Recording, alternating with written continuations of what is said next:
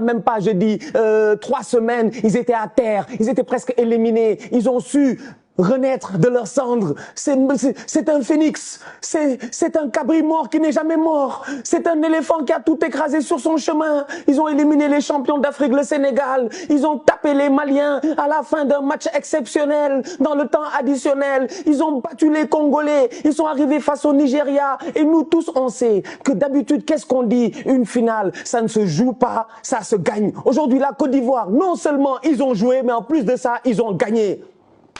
Coup de marteau.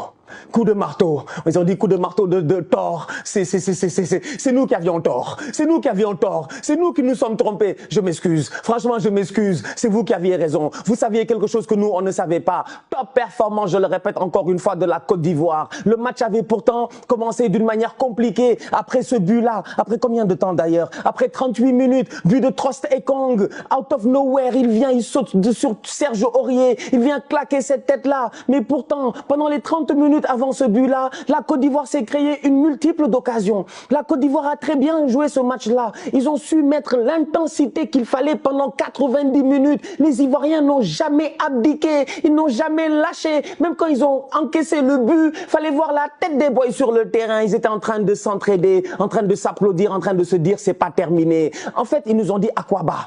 Ils nous ont dit Aquaba, quand de l'hospitalité. Mais ils ont vraiment été dans l'hospitalité. Ils ont été dans l'hospitalité. Ils ont été les derniers à se qualifier, juste par gentillesse en fait, si tu regardes finalement le score final, juste par gentillesse, si tu regardes finalement ce qui s'est passé à la fin, la Côte d'Ivoire a été le 4e meilleur 3e.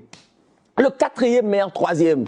La Côte d'Ivoire a laissé tous les autres marquer en premier constamment. Le Sénégal a marqué en premier, le Mali a marqué en premier. À chaque fois que tu as marqué en premier, ils sont revenus au score et ils ont gagné le match. Le Nigeria a marqué en premier, mais le Nigeria n'a jamais su sortir, je dis, ses griffes face à cet éléphant-là. C'est dommage, c'est dommage. L'aigle n'a pas su voler. L'aigle n'a pas su voler. L'aigle n'avait pas de griffes. L'aigle n'a pas su s'accrocher. Les éléphants les ont piétinés. Je dis encore une fois, top performance de la part des éléphants. Et c'est passé à travers certains joueurs. Le premier que j'ai envie de saluer, c'est ce gamin. C'est ce bambino. C'est ce gamin. Adingra. Mais Adingra était... Adingra. Adingra, à jamais il aura la reconnaissance des Ivoiriens. Adingra, jamais quelqu'un sera ingrat avec lui. Adingra, je dis Adingra, a pris Ola Aina, il l'a dribblé comme du n'importe quoi. Ola Aina peut être considéré lors de cette CAN comme étant un des meilleurs latérales. Il a été exceptionnel, le Ola Aina, mais ce soir, malheureusement, il est tombé face à un ailier qui sait dribbler, un ailier qui a un coup de rein extraordinaire. Quand ils disent quin, c'est ça qu'Adingra, il a fait à Ola Aina. Des crochets à gauche, des crochets à droite, des changements de vitesse. Ola Aina a été perdu. Ola Aina a pris un carton jaune. Pourquoi? Parce qu'il a essayé d'attraper Adingra à 60 mètres de ses buts, 80 mètres de ses buts. Adingra l'a fatigué coast to coast. Coast to coast, je dis bien coast to coast, from East Coast to West Coast, il y avait le boy Adingra sur le terrain. Encore une fois, il a été excellent, insouciant, il a été très très bon. Il a été très très bon, le Adingra. Que dire de Sébastien Haller? On a tous lu l'heure. Un revenant. Il n'y a même pas 2 ans, 1 an et demi, on pensait que c'était terminé sa carrière. On pensait que c'était fini, le Sébastien Haller. On pensait que Haller, le cancer, tout ça, c'était fini, qu'il n'allait jamais peut-être refouler les terrains. On a vu un Sébastien Haller qui n'avait pas de cheveux, qui avait perdu ses cheveux à cause des multiples chimiothérapies et tout ça. C'est ce Haller-là qui vient aujourd'hui, qui les qualifie en demi-finale, qui marque le but de la victoire en finale. Un but d'attaquant, un but de numéro 9, un but de renard des surfaces.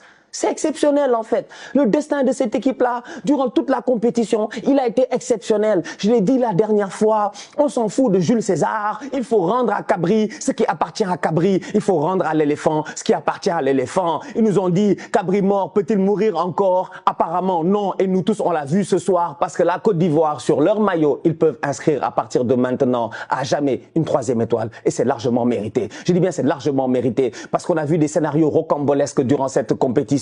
Mais les Ivoiriens, je le répète encore une fois, ils ont fait une remontada que je n'ai jamais vue. Une remontada sur 1 mois. Une remontada sur 1 mois. 1 mois de compétition. 1 mois de compétition à domicile où tout le monde s'est dit qu'il n'y a aucune chance pour que cette Côte d'Ivoire-là puisse sortir de la phase de poule. Ils l'ont fait et ils sont allés jusqu'au bout. Bravo à eux. Du côté du Nigeria, c'est dommage. Ils sont restés dans ce spectre-là du 5-2-3, du 5-3-2, du 5-4-1, comme le Sénégal. C'est dommage, j'ai mal. Je pense que le Sénégal aurait peut-être pu à un moment donné aller en finale et tout. Mais quand tu vois comment ils ont gagné la CAN, tu sais que c'était leur destin. On n'y pouvait rien. C'était le destin de Sébastien Haller. C'était le destin de Franck Kessié. De Franck Kessié qui à un moment donné avait perdu sa place dans cette équipe-là. Il a été mis sur le banc. Mais ça ne l'a pas empêché de faire preuve d'une abnégation mais exceptionnelle. Franck Kessié, pas le capitaine, le colonel. Le colonel Franck Kessié. Le colonel Franck Kessié. Je dis, on le salue le Franck Kessié. Au garde à vous, il nous a tous mis. Et il a sorti aujourd'hui encore une fois une top performance. Il vient égaliser. Pendant ce temps-là, le gardien du Nigeria était là en train de sourire à gauche et à droite au lieu d'être concentré. Stanley, c'est un tocard. Stanley, vraiment, c'est un tocard. Il nous a fait un match de tocard, mais il sort le ballon, il n'a pas réussi à le sortir. La tête de Franck Kessié passe entre ses gants. Que dire de Osimhen? Osimhen qui, toute la compétition, a réussi avec sa hargne à porter le Nigeria. Osimhen a couru, Osimhen s'est donné, Osimhen a tout donné. Mais dès le début du match, quand il a commencé à avoir des problèmes avec les Ndika et avec les Kosonou et qu'il a commencé à sortir l'italien en lui, en nous faisant des va bene, c'est là où j'ai su que c'était cramé. Là où j'ai su que c'était cramé. Osimhen aujourd'hui, malheureusement, il a été esselé. Il était tout seul. Il était tout seul. 5 défenseurs, 4 milieux de terrain et Osimhen, il était tout seul. Tu peux balancer 35 ballons, mais les Ivoiriens ne lui ont jamais donné l'opportunité de pouvoir être décisif. Franchement, je tiens à tous les saluer. Max Alain Gradel, un vétéran qui a fait son match. Jean-Michel Seri, un vétéran qui a fait son match. Seko Fofana, un mec qui, à un moment donné, on se disait même est-ce qu'il allait rejouer dans cette équipe nationale de Côte d'Ivoire. Un mec qui, à un moment donné, je pensais même qu'il n'allait peut-être plus être appelé et tout. Il est revenu et il a tout donné au courant de cette compétition. Il a été excellent. Serge Aurier,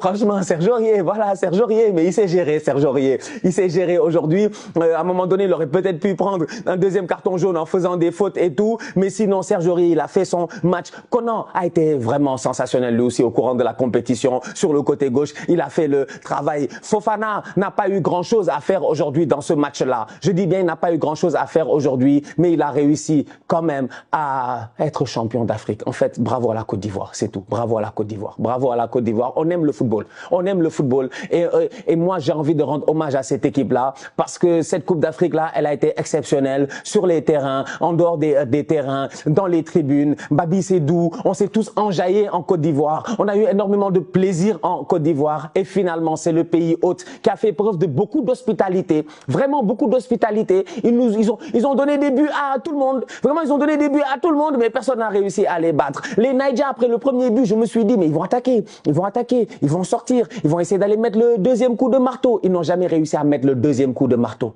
Jamais ils ont réussi à mettre le deuxième coup de marteau. Et derrière, eh ben, ils ont été punis par une équipe de Côte d'Ivoire qui a fait preuve d'énormément de réalisme. Énormément de réalisme. C'est un match qu'ils ont dominé. C'est un match qu'ils ont dominé. C'est-à-dire que tout ce qu'ils n'ont pas joué durant la compétition, ils l'ont joué en demi-finale et en finale. Parce qu'avant, dans la compétition, on pouvait se dire que ouais, les gars, ils sont en train d'échapper, tu sais pas, c'est Akradio, il y a une tante là-bas qui a confisqué les buts avec un peu de baraka, tout ça, les prières, machin chouette et tout. Mais non. Là, ils sont venus, ils ont tapé le Nigeria. 90 minutes d'une domination totale. Ils ont encaissé un but contre le cours du jeu et ils ont su se relever. Découragement n'est pas ivoirien. Je pense que nous tous, on l'a vu au courant de cette compétition. Donc, bravo à la Côte d'Ivoire pour cette belle victoire là. Bravo à la Côte d'Ivoire pour sa 3e étoile. C'est comme ça, c'est le football. J'aurais aimé que le Sénégal soit champion d'Afrique, mais malheureusement, le Sénégal va remettre la coupe à la Côte d'Ivoire. Et moi, je le dis, la Côte d'Ivoire, c'est un peuple cousin. Voilà, c'est nos cousins. C'est nos cousins. Ils ont l'habitude de dire qu'entre le continent et la Côte d'Ivoire, c'est la belle famille. Moi, j'ai envie de dire qu'entre le Sénégal et la Côte d'Ivoire, c'est les cousins. Voilà, c'est les cousins. Donc, bravo à eux pour avoir gagné cette CAN-là. La famille, j'ai une dernière